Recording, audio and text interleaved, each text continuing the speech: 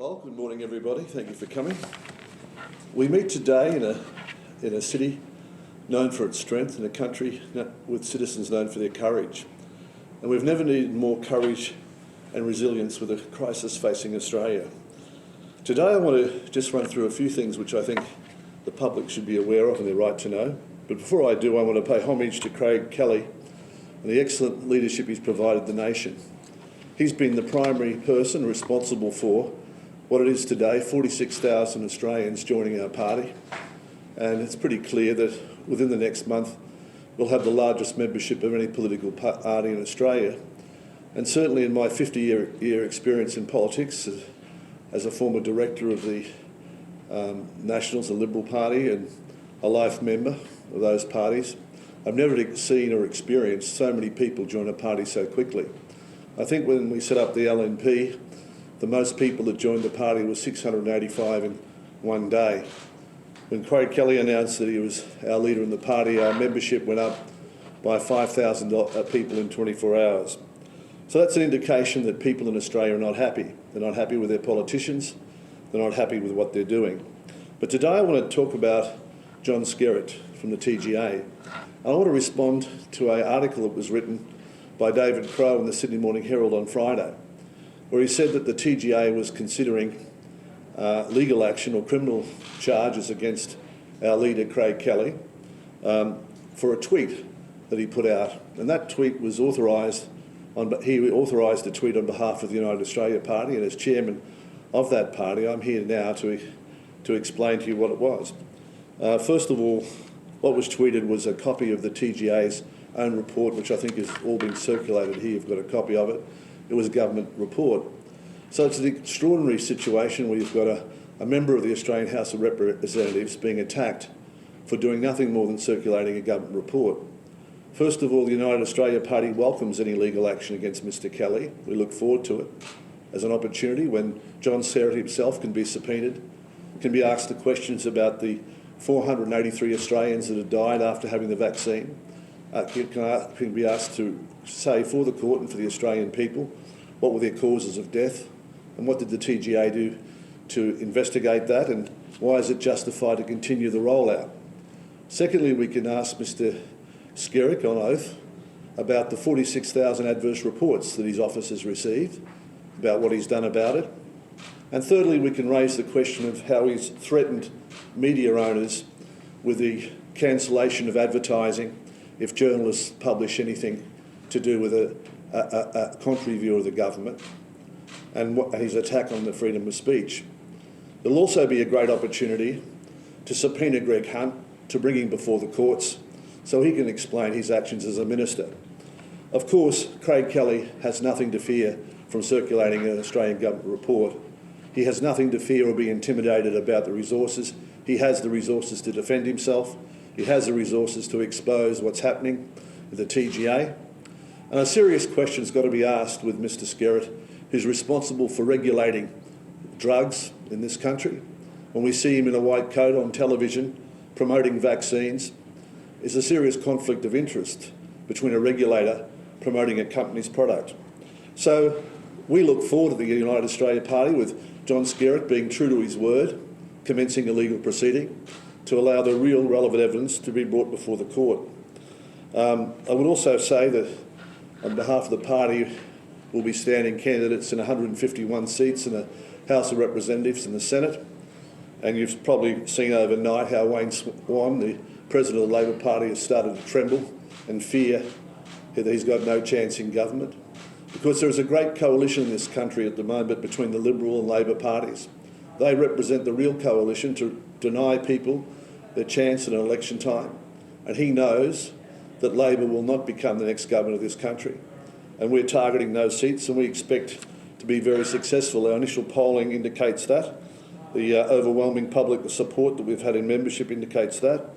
And we'll be moving on in the next 2 to 3 weeks to make a number of serious policy announcements about other areas of the economy besides just concentrating on lockdowns and vaccination policy. We have to think about how we're going to get the economy moving and how we're going to bring Australia back to where it should be, to full employment and freedom across our borders.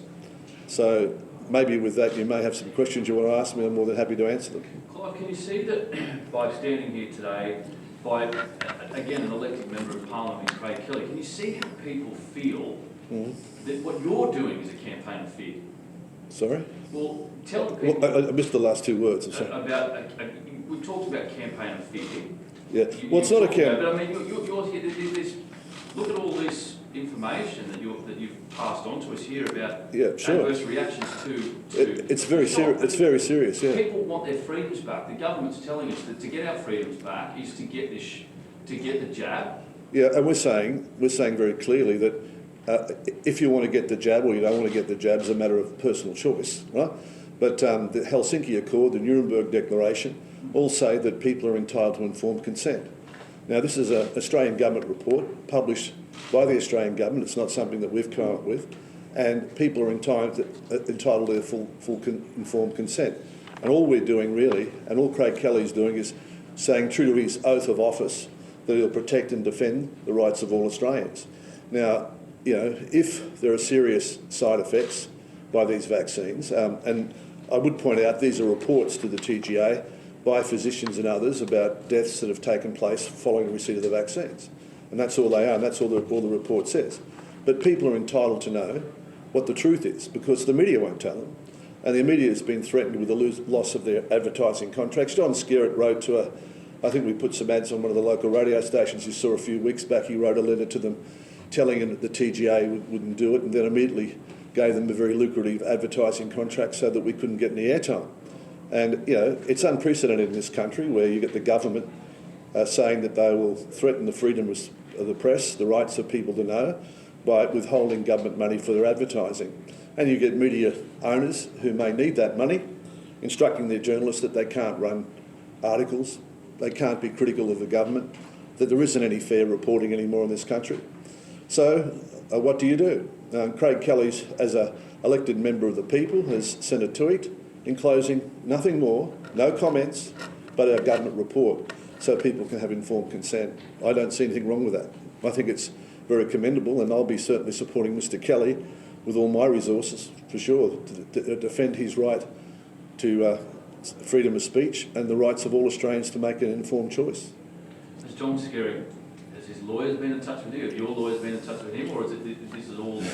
No, well, John Skerritt lawyers haven't been in touch with me, or I don't think Mr Kelly, but we've seen the threats that John's made. Right? Certainly, John has written me a letter which I responded to. I think I released that a few weeks ago. But yeah, simple facts are that Mr Kelly hasn't broken any law, that freedom of speech, despite the lockdowns, exists in Australia, that a different point of view should be given.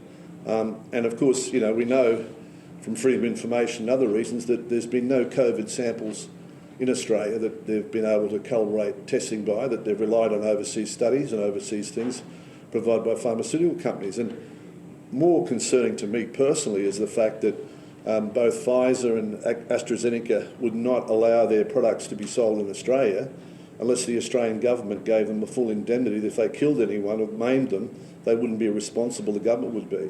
So I find that a very disturbing thing, that the government didn't take the view and say, well, if you're confident in your product, you should stand behind it. Clive, what would you say right now to the people of Sydney, New South Wales, 1,600 cases, 1,800 cases a day, whatever they're up to at the moment? It's horrible what's going on, and there's people dying in hospital. Yeah, well, we've seen people die in hospital. They're not dying of a fake disease, they're dying of COVID-19.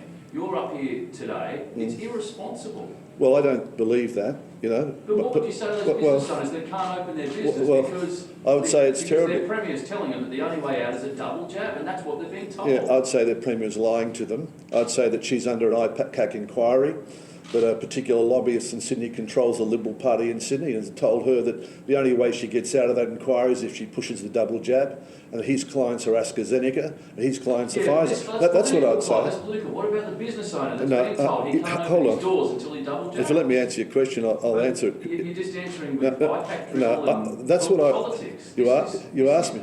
About people that are trying to open their businesses, people that live in border towns that are told they have to double jab. Well, if you don't want me to answer the question, you know, I'll answer the question to start with. That's what I'd tell them, and I'd say that what the Premier's telling them is not true, and that policy shouldn't be locked down. Businesses should be open, and the government's using this as an excuse to destroy them, and they know that. Do you, think do you think that the Premier of New South Wales wants to destroy business? I do. Why would she do that? Because it's her economy. Because she, as I tried to explain to you, that she's being directed by a lobbyist in Sydney who's being paid by AstraZeneca and by Pfizer tens of millions of dollars to get these policies through to make sure the vaccine is pushed. That's why. You asked the question, I gave you the answer. And that's my personal knowledge. And I'm happy to make a statement here to police or to anyone if they want to know what's going on. That's all. Well, I'll be doing that, but they'll be named. But not only that, what's more important, as I said, 46,000 people, 20,000 from the western suburbs of Sydney, has decided to join our party. And we do live in a democracy in Australia at the moment. And there is an election coming up. And the government, the federal government, will be held to account. I'll just see if there's anyone else who wants to ask a question. Yeah, have you been vaccinated yourself? No. No, and you won't be vaccinated? Definitely not, no. And is the policy of the United Party to stop the rollout altogether? Is that what you would like to see? Well, I think in Australia we've got a very good system of approvals normally for vaccines over a 10-year period normally, a 7 to 10-year period. And one of the major requirements is that there is substantial safety data at 2, 3 and 5 years. The other requirement is that there's safety studies for testing in pregnant women and for children. There's been no studies done of any of these vaccines. And what I'm in favour of is protecting that approval system. That's what I'm in favour. I'm saying if a vaccine hasn't gone through those approvals, we shouldn't be willy-nilly putting it into the whole population. That's my point of view. But everybody, including members of our party, are entitled to their own opinion. So people should have the option to get vaccinated? Well, it's the option. It's freedom of choice in Australia. Well, I don't think there should be any law that requires people not to... I think a medical treatment should be between a patient and his doctor, really. He knows the individual's medical condition. It shouldn't be a blanket cover for anybody. It should be between the doctor. It should be a private thing. The Commonwealth Privacy Act requires medical records to be kept private, and we've long had that tradition in Australia. But suddenly we see directions from the police department in Queensland saying that people must be vaccinated or they lose their jobs, that teachers in New South Wales must be vaccinated or they lose their jobs, that there becomes a condition of employment that you take a medical treatment. Now, back in Nuremberg in 1947, the International Court of Justice said that was wrong. They said that after following the treatments and experimentation that took place in World War II, they said individuals should have the right to decide what goes into their body and what doesn't. Section 51(23)A of the Australian Constitution prohibits coercion in relation to medical practitioners, would stop them from being coerced by any penalty or anything from giving their vaccine. And we see today that there is coercion taking place in our society, and we think it's wrong. And that's why Craig Kelly's got so much support, and that's why there's a big shift coming in the Australian electoral system, and it'll happen at the next election. But who did Queensland Police say they had to have a jab? Sorry? You said Queensland Police have told people don't have a jab. Well, there's a direction from the Queensland Police Commissioner requiring all officers to have a jab. And health workers have been told the same. I understand that. I'm not familiar with that direction. I am with the Queensland Police one. I think it's by the 4th of October for the Queensland Police, or they're not suitable for duty, and I think the nurses are by the end of September. Unions agree with it. Well, they do, and that's the sad thing, because we normally have a diversity of decision of opinion in Australia, and the media has always been famous, the Australian media, for many years, reporting two sides of the argument. And there are two sides of this argument, and people should be informed, and people should have the right to know. And we're saying they're not having the right to know, and they're not having the political choice when you get all of our political parties saying the same thing. And there is good reason not to say it. Now, that's one of the reasons that we're doing what we're doing. What do you think? I'll just check if I'm happy to answer you, but I'll just ask if has anyone else got a question they want to ask or not? Yeah, Clive, lots of Australians are complaining about getting spam text messages from Craig Kelly. Can they expect to get more? Well, you'll have to ask him, right? But all I can give you some figures from the other side of the argument. 1,378,000 Australians got access to this report from the spam messages and spent time reviewing it and looking at it, and that's a reality. So I think that's the other side of the argument. Those people thought it was important enough for them to be able to download it or for them to be able to go through it. So, there'll always be diversity of opinion. And of course, what Craig Kelly did was completely legal. When I was in Parliament, the government, the opposition, decided that political parties were exempt, that they could send text messages through, and of course the Liberal Party and the Labor Party did that. But they never thought one of the minor parties would have the funds or resources to do that, so they thought it was a great joke. But now they know that other people can follow what their leadership in that area, and that's what we did. How big is the campaign war chest leading to the next federal election? Well, yeah, I'm sure it will be the most well-funded campaign of any of the parties contesting the election. I'm sure we'll be having the most campaign workers, and I'm sure we'll be having the most members. That's how it looks at the moment. And can you reveal any other high-profile candidates you've got your eye on? Well, we will be, but we can't give you all the news in one day. I'd like to give you, but I want to save some news for you for later on, and there is some exciting news coming. That's the big thing. So, with that, I'll thank you all for coming. I hope you've got the press release there, and you've got the TGA report, so you know exactly what was sent. I should just make one comment, and this is the TGA report for the 25th of the 8th. The one that was sent was the week before, right? But the figures are very similar. So it's about a week difference. About a week difference. I think there was 438 deaths, and now there's 483 reported deaths, according to the TGA. We have to rely on them for the information. Thanks very much for your time. All the best.